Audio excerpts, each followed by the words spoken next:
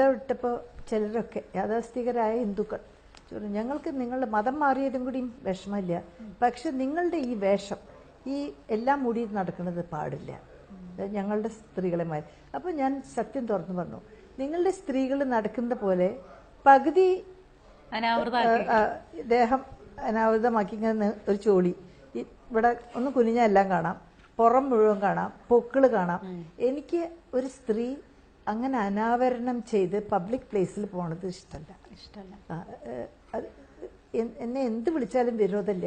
മുമ്പും മാഡം ഇതുപോലെ പർദ്ദ ധരിച്ചുകൊണ്ട് ബോംബെ നഗരത്തിൽ എത്രയോ കാലം 10-30 കൊല്ലം ഞാൻ പർദ്ദ ധരിച്ചു.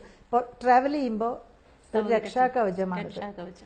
ആരും പർദ്ദ ധരിച്ചൊരു സ്ത്രീയെ ഉപദ്രവിക്കില്ല, തൊടില്ല. അത് ഞാൻ തീർത്ത് പറയാം. അപ്പം നമുക്ക് സേഫ്റ്റി ആലോചിച്ചിട്ട്, പിന്നെ അന്തസ് ആലോചിച്ചിട്ട്, ഈ രൂപം, ഈ വേഷം. ഇപ്പോൾ ചിലരൊക്കെ ഫോൺ ചെയ്ത് ചോദിക്കുന്നുണ്ട്, ക്വസ്റ്റ്യനെയർ അയക്കുന്നുണ്ട്, മറുപടി അയക്കില്ലാണ്. ഡൽഹിയിൽ നിന്ന് വന്നു, ഇപ്പോൾ ടൈംസ് ഓഫ് ഇന്ത്യയിൽ നിന്നൊരു ശോഭ ജോൺ, പിന്നെ ഒരു മേനോനാണ് മറ്റേ തിരുവനന്തപുരം സനൽ അയച്ചിരുന്നു. I refuse to. ഇത് ഒരു വിവാദം ഉണ്ടാക്കിയിട്ട് ഫലമില്ല. എനിക്ക് ശരീരഭാഗങ്ങളെങ്ങനെ പരപുരുഷന്മാരുടെയൊക്കെ മുമ്പിൽ കാണിച്ച് അനാവരണം ചെയ്ത് കാണിച്ചിട്ടുള്ള മാന്യത എനിക്കിഷ്ടമല്ല, സഹിക്കില്ല. അത് ഞാൻ തീർത്ത് പറയാം. You don't have to. ഭർത്താവിന് മാത്രം കാണിക്കാനുള്ള, അല്ലെങ്കിൽ കാമുകന് കാണിക്കാനുള്ള ശരീര ഭാഗങ്ങൾ മുഴുവൻ പുറത്ത് കാണണം. ചെറിയൊരു ചോളി ഇവിടെയൊക്കെ പുറത്ത്. കുട്ടി കണ്ടിട്ടില്ലേ? പൊക്കിള്, വയറ്, പിന്നിലിത്ര ഇല്ലേ? അത് എന്തിനാ?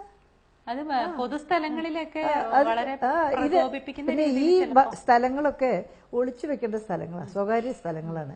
ഇതൊക്കെ ഇങ്ങനെ ദാ വരുവൻ കാണുവൻ രസിപ്പൻ എന്ന് പറയാൻ ഞാൻ യോജിക്കില്ല. തീർച്ചയായും ദിസ് ഈസ് മൈ ചോയ്സ്. എനിക്ക് ഏറ്റവും സന്തോഷം തന്നിട്ടുള്ളത് മുസ്ലിം ആയപ്പോൾ ഈ വേഷം ധരിക്കാനുള്ള ലൈസൻസ് കിട്ടി.